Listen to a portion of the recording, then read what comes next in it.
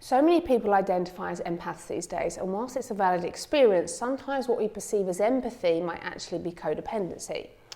So being an empath means you deeply feel and absorb the emotions of others. It's like an innate sensitivity. You can walk into a room and instantly pick up on the energy, the unspoken feelings. And it's a gift, but it can also be overwhelming.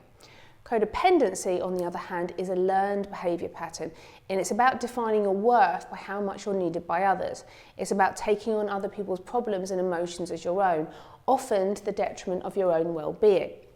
Now, here's where it gets kind of tricky, because they can look very similar on the surface. Both empaths and codependents are highly attuned to others' emotions, and both might go out of their way to help and support. But it's the why that is different. So an empath feels others' emotions and might need to learn how to create boundaries to protect their own energy. A codependent, however, needs to feel needed. Their sense of self-worth depends on it. They might even unconsciously enable or perpetuate others' problems to maintain that role of helper, often unconsciously. Think about it. Do you feel compelled to fix other people's problems even when they haven't asked for help? Do you feel guilty or anxious when you're not taking care of someone else and looking after yourself instead? Do you neglect your own needs to prioritise others?